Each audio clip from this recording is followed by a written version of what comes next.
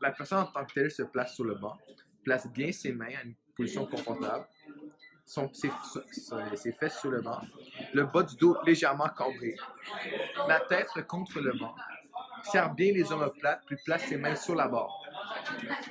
Ensuite, l'athlète amorce la descente de la barre sur la poitrine qui sera de plus ou moins haute selon la largeur de la prise.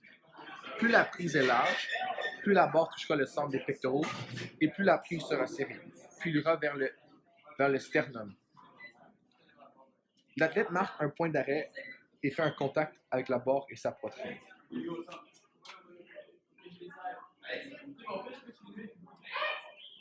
Une fois bras tendu, l'athlète verrouille un instant la position haute avant de ramener, seul ou avec un partenaire, la barre vers l'arrière.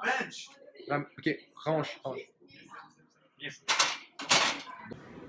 Les muscles majoritairement sollicités, les triceps, les pectoraux surtout, les épaules, et les deltoïdes en fait, et les grandes dentelées.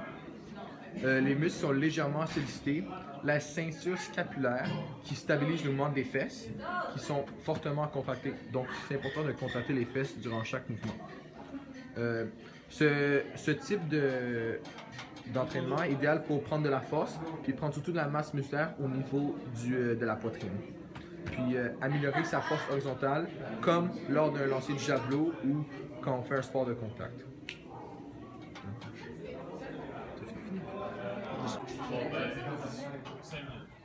Donc, il y a quelque chose à faire attention avec le bench press. Donc, on va y aller avec les énumérés dans le fond.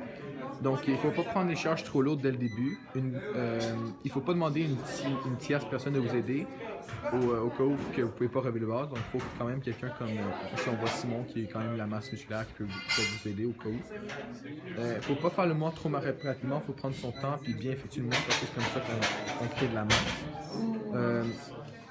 Il faut courber le dos un peu pour vraiment stimuler les pectoraux, mais pas courber trop le dos, sinon on peut avoir des blessures. Et il ne faut pas être sur la pointe des pieds, il faut vraiment que les pieds soient plats, comme Charles en ce moment. Il ne faut jamais soulever la barre de musculation à un bras, puisque ça peut causer des trucs dangereux. Puis, il ne faut pas vous asseoir sur le banc et passer une demi-heure à envoyer des textes pour vraiment faire le mouvement. Donc, et vraiment bien gérer votre respiration, puisque chaque activité physique a besoin d'une belle respiration pour que vous puissiez pas avoir des problèmes asthmatiques.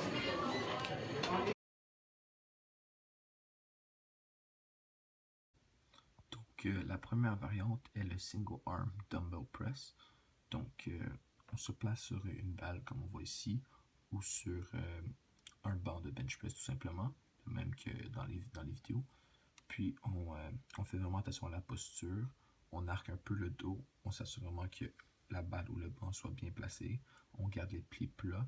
Puis, on y va à une main, puis on pousse comme le bench press, mais c'est vraiment un poids au lieu d'une barre.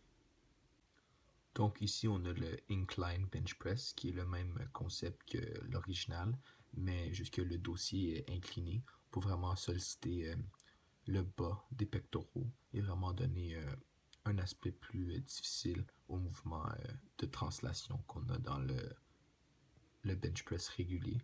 Donc ici, on est un peu en angle, ce qui rend la chose plus difficile et qui demande plus de force dans tous les muscles sollicités. Donc ici, on voit la troisième variante qui est le bench press normal, mais avec les genoux fléchis et les jambes dans les airs. Donc évidemment, ce mouvement non seulement travaille les muscles sollicités nommés avant, et surtout les pectoraux, mais aussi les abdos, puisqu'il y a un mouvement de contraction pour garder les jambes dans les airs.